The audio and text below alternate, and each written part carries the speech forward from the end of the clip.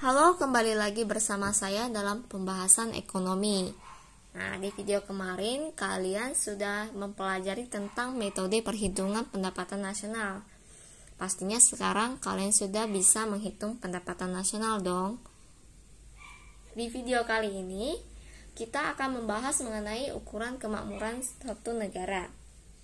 Kira-kira apa saja sih aspek yang menjadi tolok ukur negara itu dikatakan makmur atau tidak, sejahtera atau tidak?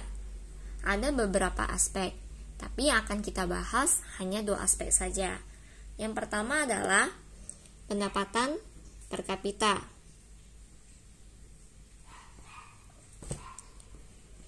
Apa sih itu pendapatan per kapita? Nah, pendapatan per kapita adalah pendapatan rata-rata penduduk suatu negara dalam 1 tahun. Jadi, pastinya pendapatan per kapita setiap negara setiap tahunnya berbeda-beda. Gimana sih cara menghitung pendapatan per kapita? Caranya yaitu PPK ini pendapatan per kapita ya. GNP atau boleh juga GDP, tergantung informasi yang diberikan, bisa saja GNP atau GDP, dibagi dengan jumlah penduduk. Oke. Nah, kita misalnya di Indonesia GNP-nya sebesar 5.000 miliar. Kemudian jumlah penduduknya 200 juta. Oke. Nah, kita masukkan angkanya ke rumus ini. 5.000 miliar. Nolnya 9 ya. Dibagi 200 juta. Kita coret angka nolnya 8. Sisa 50.000. Nah, 50.000 dibagi 2 berarti 25.000 dolar. Ini artinya rata-rata penduduk di Indonesia penghasilannya itu 25.000 dolar. Nah, hati-hati. Kalau GNP-nya itu besar, kemudian jumlah penduduknya kecil, itu bisa memicu pendapatan per kapitanya tinggi. Tetapi kalau GNP-nya besar, tetapi jumlah penduduknya juga ikut besar, tidak menjamin pendapatan per kapitanya bisa tinggi. Beda halnya jika GNP-nya kecil, tapi jumlah penduduknya besar. Itu sangat berbahaya bagi negara itu.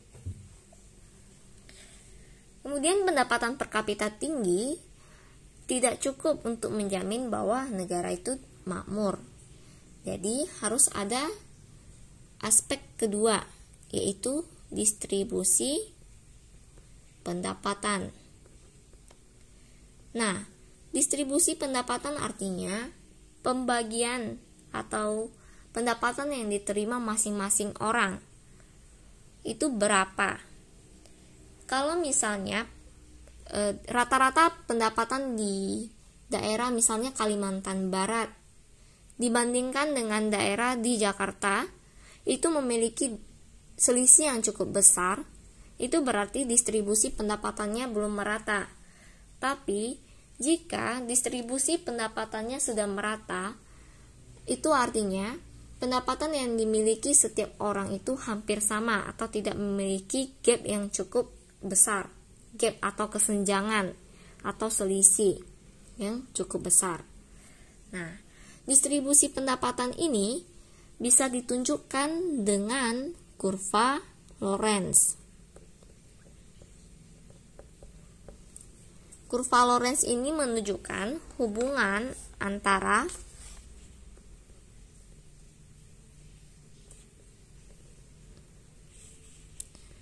jumlah GNP atau GDP dengan jumlah penduduk.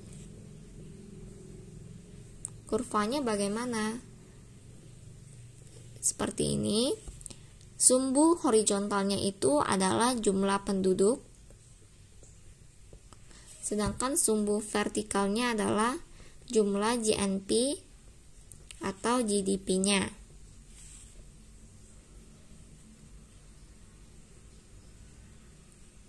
Nah, daerah ini saya simbolkan dengan daerah A. Ini adalah distribusi pendapatannya, daerah distribusi pendapatannya. Jika distribusi pendapatannya itu merata secara sempurna, maka dia akan menghimpit garis diagonal ini. Jika merata secara sempurna, maka dia akan menghimpit garis diagonal ini. Nah, jika seperti ini berarti, jika menghimpit garis diagonal ini berarti distribusi pendapatannya merata sempurna.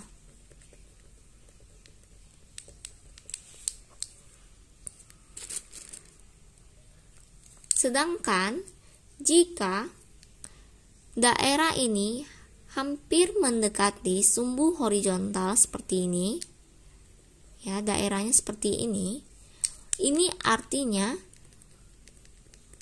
distribusi pendapatannya tidak merata atau belum merata. Sedangkan yang ini, yang pertama tadi, itu artinya berarti distribusi pendapatannya sedang. Nah, selain kurva Lorenz, distribusi pendapatan juga dapat ditunjukkan dengan koefisien gini. Koefisien gini ini sebenarnya itu didapat dari ini, luas bidang A atau luas daerah A.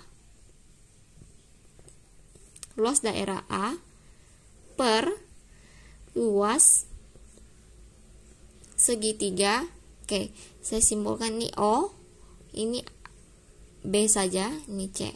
Jadi segitiga O, B, C. Ya. Tapi di sini kita tidak akan menghitung koefisien gini. Jadi kalian cukup mengetahui atau cukup bisa menginterpretasikan hasil dari koefisien gini. Nah, ini ada kategorinya.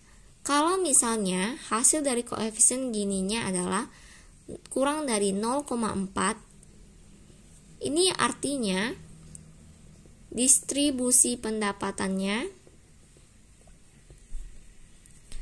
merata atau tingkat ketimpangan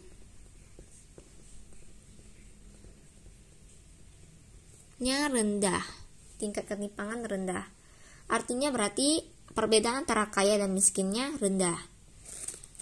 Sedangkan jika hasil koefisien gininya 0,4 sampai 0,5, itu artinya distribusi pendapatannya sedang atau tingkat ketimpangannya sedang.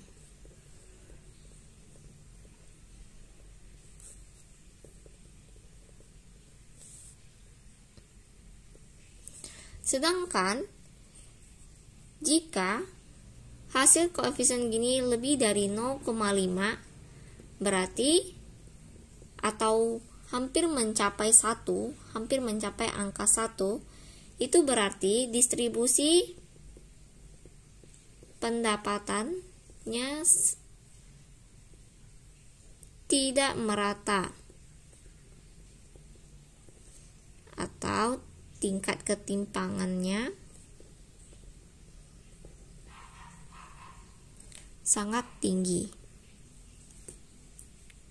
Nah, berikut dua ini adalah tolok ukur kemakmuran suatu negara. Masih ada aspek-aspek lainnya. Kira-kira menurut kalian apa saja sih aspek lainnya selain dua ini, kalian bisa berikan komentar kalian di kolom chat. Kemudian jika kalian ada pertanyaan, boleh kalian tanyakan.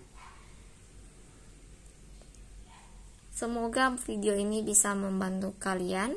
Sampai jumpa di video selanjutnya.